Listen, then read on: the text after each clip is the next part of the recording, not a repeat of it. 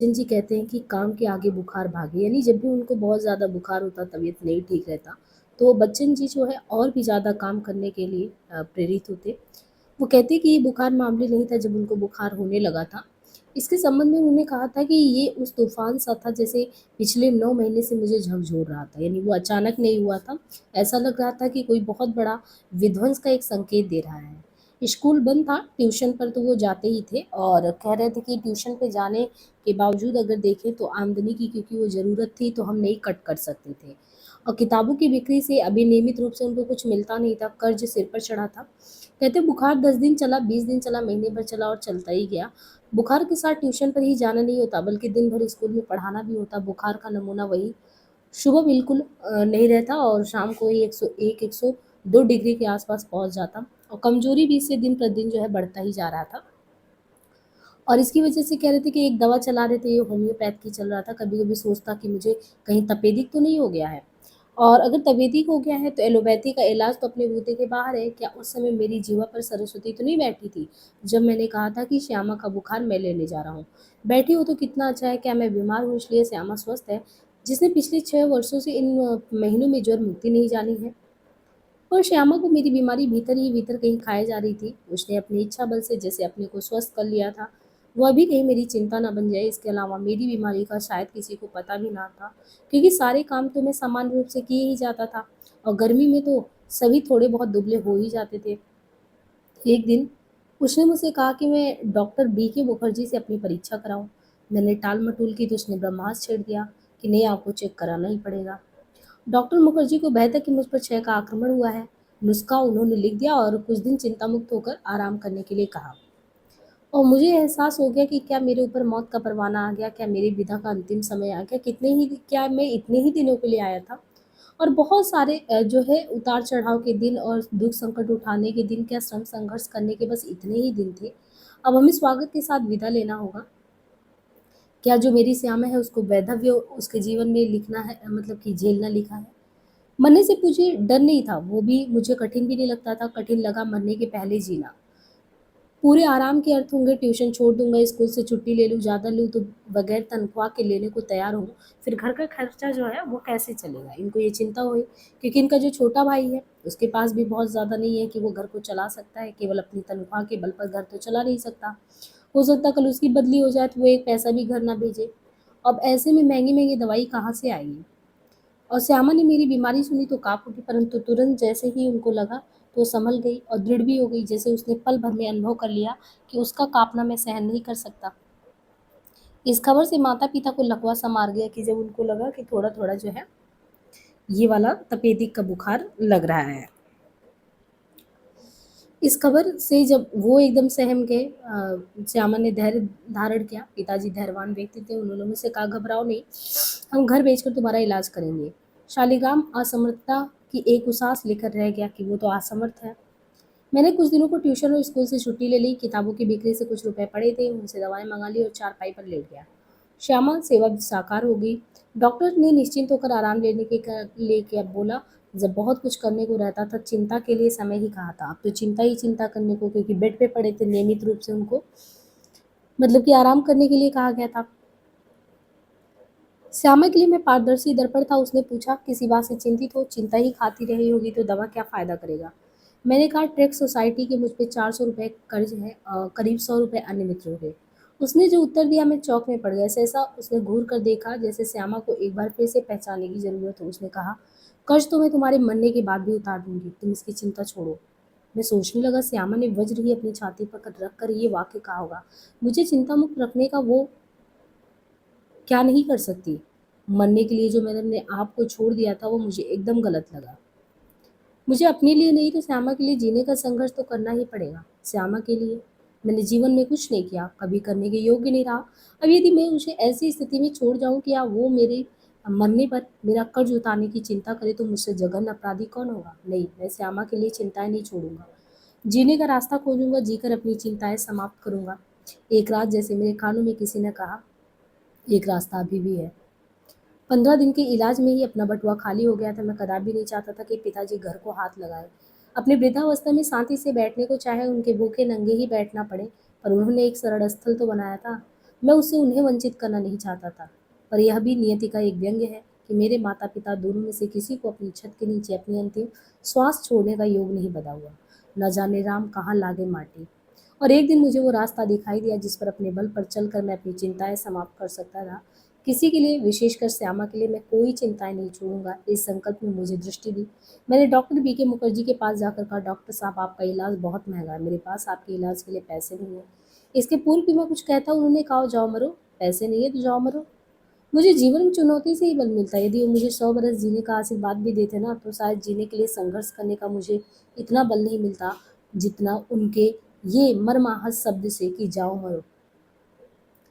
लड़कपन में मेरे पड़ोसी थे बाबू मुक्ता प्रसाद। उन्होंने लुई कोने के पानी के इलाज से मुझे परिचित कराया था। मेरी ऐसी बीमारी के लिए ठंडे पानी के टब में बैठकर सिट्स बाथ लेने का विधान था। एलोपैथी में क्षय के रोगी को जो है दूध, घी, मक्खन, अंडा इन सबको देना पड़ता था। कूने के इलाज में ये सब चिकना चीज़ें मना था।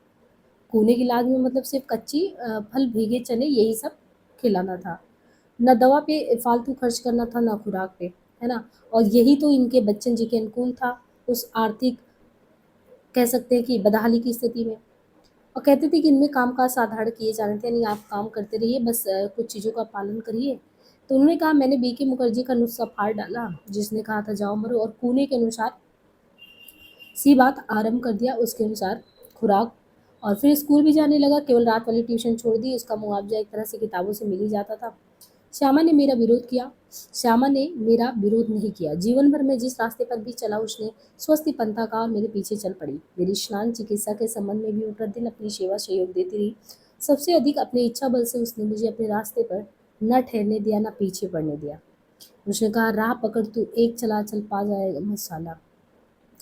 लेकिन अपने अड़िग इच्छा बल से उसने जो सबसे बड़ा सहयोग दिया, वो जो सबसे बड़ा चमत्कार किया, वो ये था कि जितने दिन मेरा इलाज चलता रहा, उसने अपने सारे रोगों को जैसे कील दिया और कभी एक उंगली दुखने की भी शिकायत नहीं की।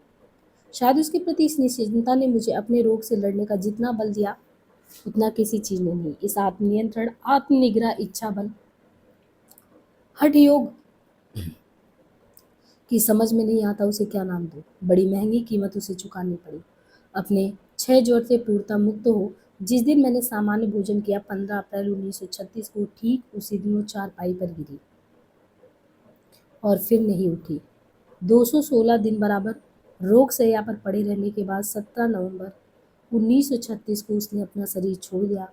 श्यामा के और श्यामा के और अपने विवाहित जीवन के अंतिम 18 महीनों में मुझे और उसे दोनों को मौत के साथ संघर्ष करना पड़ा था। मेरे संघर्ष में श्यामा ने अपनी इतनी आंतरिक मंगल कामना दी, इतना सहयोग दिया, इतना अपनी सेवा दी, इतना अपने को दिया, इतना अपनी ओर से मुझे चिंता विमुक्त रखा कि मैं उस संघर्ष में विजयी हुआ। पर उसके संघर्ष में मैं बहुत, यानी बच्चन जी कहते हैं कि मैंने जो है बहुत, मैंने अपनी शुभकामना दी, बहुत सहयोग दिया, बहुत सेवा दी, बहुत अपने को दिया, पर वो पराजित हो गई। संभवतः एक मोर्चे की कमजोरी से वह मेरे विषय में मृत्यु की अंतिम सांसों तक चिंता विमुक्त नहीं हो सकी। श्यामा बिल्कुल शाब्दिक अर्थों में मेरी अर्धांगिनी थी। अपनी जय और उसकी पराजय में एक दिन मैंने कहा था, आधी विजय भी कोई विजय होती है। एक दिन मैंने उसके पूरक वाक्य भी कहा था, आधी पराजय भी कोई पराजय होती है। उसकी मृत्यु में आधा मैं भी मर गया था, मेरे जीवन में आधा वह भी जा रही थी। अपने संघर्ष काल में मेरा सर्जक जिन मनोविधियों में अपनी शांति खोजता रहा, उनका संकेत उन शीर्षकों में ही मिल गया जिनके तहत मैं कुछ लिखने का प्रयास करता रहा। हलाहल, अतीत का गीत और मरघट। अतीत का गीत और मरघट अधूरे ही कहीं मेरे कागज पत्रों में पड़े हैं। हलाहल बहुत वर्षों बाद पूर्व कल्पना से कुछ भिन्न रूप में मैंने प्रकाशित कराया। संपूर्ण मरण से मनुष्य इतना घबराता है कि कल्पित अमृत में भी कुछ सांत्वना का अनुभव करता है। हलाहल का अमृत तो दार्शनिक के तर्कों पर नहीं, कलाकार के तर्कों पर आधारित है, और उस काल की सबसे मार्मिक उपलब्धि उपलब्धि मैं क्यों कहूँ, अभिव्यक्ति संभवता इस पार उस पार है, जो दिसंबर 1935 में लिखी गई थी, जब मैं अपनी रुग्णावस्था में ही जापानी कवि योन नोगुची के स्वागत में आयोजित उत्सव में कलकत्ता गया था। इस पार प्रिय मधु है तुम हो, उस पार न जाने क्या होगा। यहाँ एक प्रकार से मरणासन का विदा गीत और उस अज्ञात के प्रति जिज्ञासा है जहाँ उसे जाना है।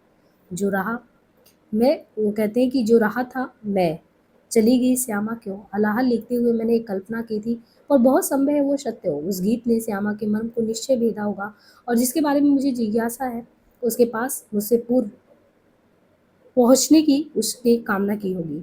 पर उसकी अपनी या अलग से कोई कामना नहीं हो सकती। वहाँ वो पहले गई भी तो मेरी ही जिज्ञासा को शांत करने के लिए। उठा करता था मन में प्रश्न कि जाने क्या होगा उस पार, निवारण करने में संदेह मजहबी पोते थे बेकार। चले तुम पूछा है कि शोर कहाँ, बस तुमने एक जवान तुम्हें थी, जिसकी खोज तलाश उसी को करने अनुसंधान। मैंने ये विदा का गीत दूसरे के लिए लिखा था और इससे बड़ा व्यंग क्या होगा कि मुझे ही यह दूसरों से सुनने को मिला। अंत का इतना था विश्वास, विदा का लिख डाला था गीत, कलेजी को हाथ से थाम सुना करते थे मन के गीत। गए वे तो तज मेरा साथ, मगर यह गीत लगा है संग, ध्वनि तो बहुकंठों से आज किया करता है मुझ पर व्यंग। पर इस व्यंग को झेलने के लिए मैं हूँ कहाँ, जिसने इस पार उस पार लिखा था। मेरे कभी का वह रूप न जाने कब मर चुका, शायद वो उसी आधे में था जो श्यामा की मृत्यु के समय उसके साथ ही चला गया।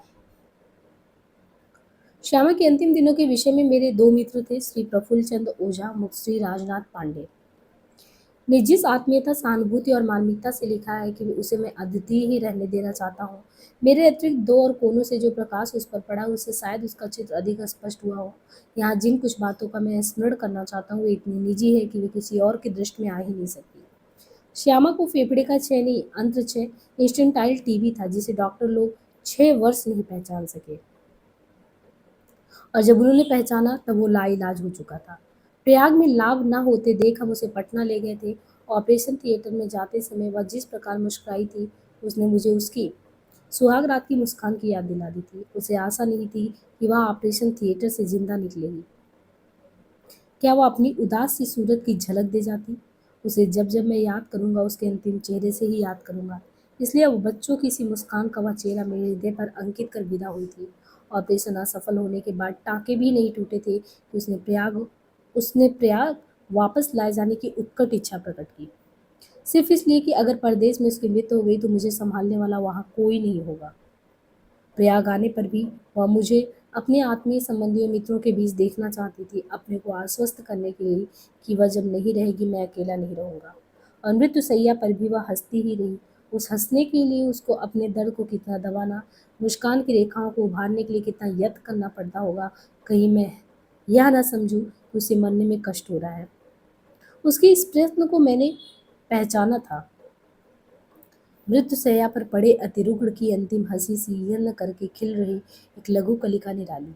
खिलते हुए तो हर कली मुस्कुराती, वह किसी विरल गरिमा की ही कली होगी जो मुरझाते समय भी मुस्कुराती रही। श्यामा ऐसी ही कली थी। उसकी हर बीमारी में उसके पिता बुला लेते थे और वो चली जाती थी। अंतिम बार वो नहीं गई। शायद इसमें भी मुझे वह संतोष देना चाहती थी कि जो कुछ मैं कर सकता था मैंने उसके लिए कर लिया।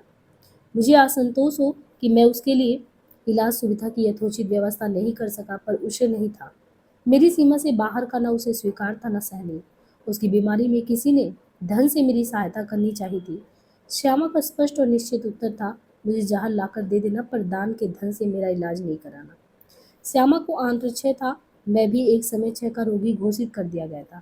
क्षय संक्रामक रोग है, विशेषकर उसके लिए अधिक संक्रामक सिद्ध हो सकता है जो किसी समय स्वयं क्षय का मरीज रह चुका हो। श्यामा जिस दिन से बीमार पड़ी, मैंने ऊपर उसकी सेवा का भार लिया। रातों को उसकी खाट से खाट लगाकर सोता था। पता नहीं रात को किस समय वह किस काम के लिए मुझे जगाना चाहे। मुझे से खाट लगाकर सोता था। पता नहीं लोग आगाह भी करते थे कि मेरा श्यामा के इतने निकट रहना खतरे से खाली नहीं। श्यामा को भी यह मालूम था कि लोग मुझसे उसके बहुत नज़दीक रहने को मना करते। एक दिन उसने मुझसे कहा, अगर मैं जानती कि मेरा रोग तुम्हें लग जाएगा तो मैं किसी जंगल बियावन में जाकर मरना चाहती, तुम्हारी सेवा नहीं लेती। जो मेरे जीवन में शुभ सुंदर था वही मैंने तुमको दिया है।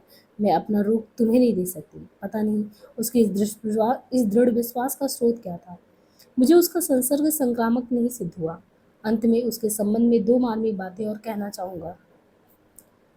इसका उसे विश्वास था कि उसका मेरे जीवन में प्रथम स्थान है और उसे कोई नहीं ले सकता। वह उसी दिन से जान गई थी जिस दिन से मेरे जीवन में आई थी कि मुझे उसकी आवश्यकता है, कि वह मेरे लिए अनिवार्य है। मरने से उसे भय नहीं था। उसने जीने के लिए संघर्ष किया था तो मेरे लिए बची रहने को। पर वह देख रही थी, वह दिन दिन मृत्यु के निकट जा रही है। उसने अपने बिना मेरी कल्पना की और विचलित हो उठी। मृत्यु से एक दिन पहले उसने मेरी आंखों में आंखें डालकर पूछा, मैं मर जाऊंगी तो तुम बहुत दुखी होगे ना? मैं चुप रहा। उसने कहा, मेरे मरने का बहुत दुख ही तो शादी कर लेना। और ठीक मृत्यु के दिन उसने मुझसे कहा था, मुझ पर कोई ऐसी रचना करना जिसे दुनिया के अंदर मेरी याद रहे। देश और काल की विराटता में मनुष्य कितना तुच्छ और नगण्य है, ये मुझसे अधिक वो समझती थी। वह उसने अपनी याद बनाए रखने के लिए नहीं कहा था इसलिए कि वह ना रहे तो मुझे अपने सूनेपन, अपने खालीपन को भुलाने के लिए कुछ रहे। सृजन से अधिक डुबाने वाला कुछ नहीं। इस घटना पर आरती और अंगारे मैं एक कविता लिखा 43वीं। वो मुझे बहुत निकट से ही नहीं, बहुत दूर तक देख गई थी। मैंने श्यामा को जो पहले दिन देखा था, तभी वह मुझे सरलता सागर लगी थी, टेढ़ी दुनिया से कुछ अलग, कुछ घबराई, जैसे किसी को अपने को पूर्ण समर्पित कर निश्चिंत होने को आतुर। मैं तो शायद किसी भाग्य विधान से उसके सम्मुख आ गया था, और मुझ में समझ आने के अलावा उसके लिए शायद कोई दूसरा विकल्प नहीं था। फलस्वरूप मुझ में जो भी परिवर्तन आया, मैं उसे अपने से अलग करके शायद ही कभी देख सका। वो तो जब मौत धीरे धीरे उसे मेरे पास से दूर खींचने लगी, तब मैं उसकी विवाह के प्रति सचेत हुआ। शायद नियति ने मुझे इसलिए सचेत किया था कि जब वह मुझसे दूर चली जाए, तब मैं इससे अचेत न रह सकूं कि मैंने क्या खो दिया है। इसके विषय में मेरे पास कहने को बहुत है, पर मैं जानता हूँ कि कितना भी कह करना मुझे तृप्ति होगी, न उसके प्रति न्याय होगा। कोई मुझसे एक वाक्य उसके विषय में जानना चाहे तो मैं यही कहूँ, ऐसे सूत्र की मुझे बहुत दिनों से खोज थी, शायद मैं उसे कभी भी नहीं पाता। यदि राजू भाई ने मेरा संस्मरण लिखते हुए ये वाक्य नहीं लिखा होता, भाभी तो मानो स्वाति की एक दुर्लभ बूंद थी, जो लहरों के थप्पड़े से परेशान हो एक सीप में समा गई थी। और उस सीप को जब उनके नेति निमोजित मर्जीवे सीवी के धीवर के हाथ में संभाल सका, तो बाहर से फिसलते ही मानस के महाकाल ने उन्हें उद्ध्वस्त कर लिया। प्रणय पत्रिका के अंतिम के पूर्ण गीत में ये पंक्तियां हैं, गगन गगन के ऊपर घन, धन के ऊपर अड़गन पाती, उड़गन के ऊपर बसता है प्राण पपीहे का प्रेषवाती। उसकी आंखों के करुणाकण का सपना ओठों पर अंकित कर किसने साकार की गोदी में बिठला उपहास किया सा, तन के सौ सुख सुविधा में मेरा मन मनवास किया था। क्या इन पंक्तियों में अनजाने में श्यामा को ठीक उस रूप में नहीं देख रहा था जिसमें वह राजू भाई की आंखों में पिछले 30 से अधिक वर्षों से बसी थी? सृजन के क्षण जीवन की जिस गहराई, जिस ऊंचाई से देखते हैं, वहाँ सर्जक के लिए भी अज्ञेय और आश्चर्य का विषय। मैं स्वयं नहीं जानता था कि इन पंक्तियों में मेरी कल्पना ने श्यामा को यत्किंचित स्पर्श प्राप्त कर लिया था। श्यामा की रूढ़ावस्था मेरे भोक्ता के लिए ही नहीं, मेरे सृष्टा के लिए भी उद्विग्नतापूर्ण थी। मधुबाला जनवरी 1936 में सुषमा निकुंज से ही निकल चुकी थी। खयाम की मधुशाला और मधुशाला के समान पॉकेट साइज में अब एक की बजाय दो दो कृतियां थी जिस पर मेरे विरोधी कलम और जबान चला सकते थे। किसी संयमी सिद्ध की दृष्टि में मेरी कविता वासना में थी, तो किसी उत्कट आशावादी की दृष्टि में मेरी कविता निराशावादी। कोई मुझ पर अकर्मण्य पलायन होने का अभियोग लगाता, तो कोई निष्क्रिय भाग्यवादी होने का। कोई मुझे कुमारगामी कहता, तो कोई मुझे पथभ्रष्ट, और मैं किसी को बख्शने यानी बख्शने की मना स्थिति में नहीं था। मेरे जीवन की तीव्र अनुभूतियों और संघर्षों ने मुझे इतना भाव प्रबल सेंसिटिव बना दिया था कि इन संकीर्ण कट्टरपंथी और प्राय ईर्षा द्वेष प्रेरित आलोचकों के आरोप भी मुझे प्रत्युत्तर में गीत अथवा कविता लिखने का उकसा जाते। कभी की वासना, कभी की निराशा, कभी का उपहास पदभ्रष्ट श्यामा की रोग सैया के निकट ही लिखे गए थे। साथ ही अदृश्य और दृश्य संसार ने भी जो चुनौतियां मुझे दी थी, उनका सामना करने के लिए मुझे अपनी शब्द शक्ति से अपने बल, साहस और संकल्प के प्रति सचेत और विश्वासी बनना था। कभी का गीत, लहरों का निमंत्रण, मांझी आदि रचनाएं भी उसी समय लिखी गई। आज है अस्थिर गगन, अस्थिर सलिल तल हो रहा है, किंतु अस्थिर होना माझी धैर्य अपना खो रहा है। झेल लो को इस बड़े तूफान के झोंके झकोरे, मानवी संपूर्ण साहस वक्ष बीच सजो रहा। अवनी अंबर की तराजू सामने रख दी गई है, क्यों ना तोलू आज अपनी शक्ति इस गर्व धर से। धूलि में नम क्या इसी से बांध दूं मैं नाव तट पर। कहते हैं कि श्यामा के देहावसान के बाद इन सब कविताओं का संग्रह मधुकलश के नाम से प्रकाशित हुआ, जिसे मैंने श्यामा की स्मृति में विश्व वृक्ष के डाल में बांध दिया, जिसे मृतकों के लिए एक घंटा बांधा जाता है। कल्पना मधुशाला में ही जन्म ले चुकी थी। घट बांधे अंगूर लता में मध्य न जल हो पर हाला। श्यामा के जीवन मरण संघर्ष में उसके सानिध्य में बिताए समय बहुत गंभीरता, ऐसा अनुभव होता था कि मैं जीवन की एक विभाजन रेखा की ओर बढ़ रहा हूँ, और मन कभी पीछे देखता था, कभी आगे। अंतिम श्वासों तक आशा रखने और उपचार किए जाने के निश्चय के बावजूद कहीं मन ने ये भी मान लिया था कि एक दिन श्यामा शव मात्र रह जाने वाली है, मुझे छोड़कर जाने वाली है। जिस अवस्था से आदमी को सयाना समझा जाता है, यानी बालिग कहे जाने की उम्र से लेकर अब तक अभी मेरी उम्र 2 की तिहाई पर गिनी जाती थी। पिछले 12 वर्ष में जिन अनुभवों से मैं गुजरा था, वे हर्ष उन्मादक, हृदय विदारक और इन सबके बीच न जाने कितनी स्थितियों के थे। मेरे सुकुमार भावुक भाव प्रवण हृदय ने सबको झेला था, सहजता और सबसे प्रभाव प्रेरणा ग्रहण की थी। उन प्रथम तरुणाई के ताजे दिनों में मन उन्माद और साथ का विभेद करता ही कहा था। उसे आकर्षित करती थी जीवनता, गतिशीलता, नवीनता, तीव्रता, तिक्ष्णता, रंगीनी रसभीनी रस, चाहे छलकते जाम में हो, चाहे छलछलाती आग। प्रिय अप्रिय के वर्गीकरण से दूर जो भी प्राणवान था वह प्राणों में रसा बचा था। शायद काल के स्वाभाविक गतिक्रम में भी ऐसी तरुणाई बिला जाती। मैं जैसे जैसे श्यामा को शव कर देने वाली रेखा के निकट पहुंच रहा था, वैसे वैसे ये तरुणाई मुझसे विदा होती जा रही थी। जो कुछ रग रेसे में गर्म रक्त बनकर दौड़ता था, वह जैसे दिमाग की ठंडी सिरा में भी मीठी कड़वी याद बनकर। और एक दिन जब उसकी शव मेरी गोद में आ गिरा तो सारी पिछली यादें, यादों के अलावा घटनाएं रह गई। किस रूप में अंधकार में मैं डूब गया, मैं भी अंधकार में। कुछ पता नहीं था कहाँ को जा रहा हूँ, कुछ पता नहीं था कहाँ से आ रहा हूँ।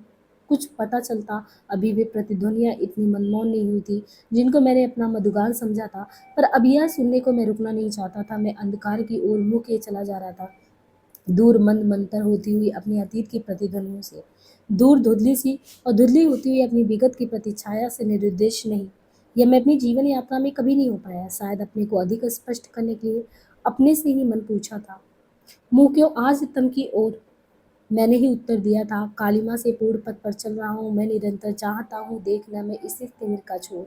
ज्योति की निधियाँ अपरिमित कर चुका संसार, संचित पर छिपाए बहुत कुछ सत्य धम घोर। और इस घोर तम के अंदर छिपे बहुत कुछ सत्य को मैंने भी देखा था। आप उसे देखना चाहेंगे? क्या भूलूं, क्या याद करूं कि इस प्रश्न को पढ़कर श्री राय कृष्ण दास ने मुझे सूचित किया, जब काशी के पंडितों ने कायस्थों को क्षत्रियत्व का व्यवस्था पत्र दिया जिस पर भारतेंदु जी ने जाति गोपाल का प्रश्न लिखा, तब यहाँ के एक बुजुर्ग कायस्थ ने बड़ी ही सुंदर बात कही, भाई अब तक हम लोग विष्णु भगवान के उस असंग से अपनी उत्पत्ति मानते थे जिस अंग को सब पूछते हैं, पदभ्याम शूद्रो अजायत। अब उस अंग से अपनी उत्पत्ति मानने वाले चले हैं जिसको कोई ना पूछता। एक पाठक ने मुझे वह श्लोक लिखकर भेजा, काकाल्यों में उत्कार। वो मूर्ति अब प्रतीक्षा बम्बई में स्थापित है। कृपया देखिए परिशिष्ट में यहाँ पे ये चीज़ें दी गई हैं। एक परिशिष्ट यहाँ पे दिया है कि एक जिसे मैं धन्वंतरी समझता था या जिसे मैं धन्वंतरी बताया गया था, वो क्रांतिकारियों की आइडेंटिटी गुप्त रखने के लिए प्रायः ऐसा किया जाता है। वास्तव में सुखदेव राज थे और इनके जो पत्र हैं मुझे बात को मालूम हुई। प्रिय बच्चन जी, आपकी क्या भूलूं, क्या याद करूं पुस्तक देखिए आप। आपने प्रतिक्रिया जानना चाहिए तो सुनिए। मैं सन 30 नवंबर या 30 दिसंबर में आपके यहाँ ठहरा था फरारी की हालत में, दुर्गा भाभी के साथ। मैं पहले महादेवी जी के यहाँ पहुंचा था और फिर कहते हैं कि दुर्गा भाभी जो महादेवी के यहाँ पहुंचा था, बाद में आपके यहाँ। परिस्थिति बस आपसे खुलकर बात तो नहीं हो सकी।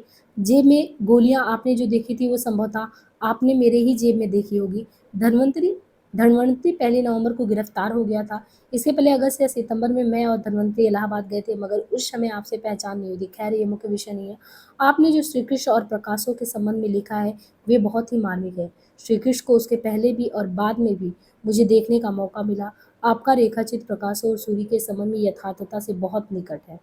आप साहित्यकार हैं, संवेदनशील हैं, भाषा में सकती हम लोग अपनी कथा को व्यक्त नहीं कर पाए।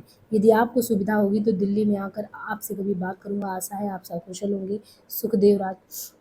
ये बाद में इनको बहुत सारी ऐसी लोगों की पत्रिकाएं मिली कि मधुशाला ने जो लोक स्वीकृति और जनप्रियता प्राप्त की, उसे देखते हुए आज कोई भी व्यक्ति इस बात को याद करके वो मधुशाला के सर्वोत्तम काव्य पाठ में मौजूद था, थोड़ा गर्व का अनुभव करते हुए कहते हैं, यह अवसर मेरे जीवन की मधुर स्मृतियों में है। वो शाम मुझे अच्छी तरह याद है जब 25 साल से भी ज़्यादा हुए मैं बीएचयू का छात्र और छात्रावास के मेरे कमरे के साथ वाले कमरे में एक युवक धीमे स्वर में कोई कविता गुनगुना रहा था। मैंने छिपे छिपे सुना और दूसरे दिन विशाल शिवाजी हाल में उसने उन्मुक्त कंठ से कविता किया। योग कवि सम्मेलन में जाने का अवसर मुझे पहले भी मिला था, पर उस दिन कुछ ऐसा लगा कि उस युवक के कवि स्वर में अपार आकर्षण और उनकी कविता में नायकों के मन की चीज कही है। वह युवक कवि थे भाई बच्चन और उन्होंने जिस कविता का पाठ किया था वो थी मधुशाला। उस वक्त की भावना को कुछ शब्दों में बता सकना कठिन है। बस यही लग रहा है कि वे जो कुछ कह रहे हैं वह हम सब कहना चाहते हैं, पर ना हमारे पास शब्द थे और ना हमें साहस। उनके शब्दों से जैसे हमारे मन के बंधन खुल रहे थे। नवयुवक तो पागल थे, पर बड़ों में एक प्रकार की प्रतिक्रिया भी हो रही थी। प्रोफेसर मनोरंजन प्रसाद सिंह ने उस कवि सम्मेलन का सभापतित्व किया और उन्होंने वहीं बैठे बैठे मधुशाला की कई रुबाइयों की पैरोडी लिख डाली और सुनाई। तब तक मधुशाला का काव्य पाठ कराया गया और लोग लिखने का सामान लेकर आए और सुन सुनकर बहुत सी रुबाइयाँ लिख डाले। तो ये अक्षय कुमार जैन जो है यहाँ पे इस तरीके से, ऐसे देखिए बहुत सारे लोगों का यहाँ पे क्रम से दिया है कि किसने किसने लिखा था। तो ये सारे पत्र मतलब कि किसने लिखे थे वो। अब यहाँ पे एक चीज़ आपको ये ध्यान रखना है कि इसी किताब में लास्ट में बच्चन जी से संबंधित जितने भी रचनाएँ हैं, जैसे बच्चन जी की रचनाओं को यहाँ पे प्रकाशन के क्रम में दे दिया है। जैसे इनका तेरा हार आया 1932 में, है ना? तेरा हार काव्य 1932 में, बच्चन के साथ छड़ करके। तो तेरा हार 1932 में आया, बच्चन के साथ छड़ भर 1934 में, मधुशाला जो है 1935 में, खय्याम की मधुशाला 35 में, मधुबाला 36 में। तो यहाँ पे एक क्रम से है, सबसे पहले मधुशाला आया था, फिर मधुबाला 36 में, फिर मधुकलश 37 में, फिर निशा निमंत्रण एकांत संगीत, और ये करके पूरी रचनाओं का यहाँ पे देखिए उल्लेख कर दिया गया है। और फिर कहते हैं कि बच्चन की ख्याति मधुशाला के साथ हुई, जो मधुशाला आया कब था 1935 में। बच्चन जी 27 नवंबर 1907 को प्रयाग में जो है इनका जन्म, उनकी शिक्षा म्यूनिसिपल स्कूल कायस्थ में हुई थी। और इसके बारे में देखिए शुरुआत में ही सारी चीज़ें बता दी थी कि क्या क्या उन्होंने प्राप्त किया था। और इस तरीके से यहाँ पे प्रख्यात हिंदी कवि बच्चन की आत्मकथा का पहला खंड 1969 में प्रकाशित हुई, हिंदी साहित्य में मानो हलचल सी आ गई थी। यह हलचल 1935 में प्रकाशित मधुशाला से किसी भी प्रकार कम नहीं थी, है ना? क्या भूलूं क्या याद करूं जो आया है 1969 में, इससे पहले जब मधुशाला 35 में आया था तो बिल्कुल ऐसे ही हलचल था। इसके बाद आत्मकथा के आगामी खंड जो है 10 द्वार से सोपान लगभग 15 वर्षों बाद 4 खंड में आए थे ये। और इसी तरीके से बच्चन की यह कृति आत्मकथा साहित्य की चरम परिणति है। और इस तरीके से देखिए यहाँ पे ये रचना जो है आपका पहला क्या भूलूं क्या याद करूं जो पाठ्यक्रम में लगा है वो यहीं पे समाप्त होता है। धन्यवाद।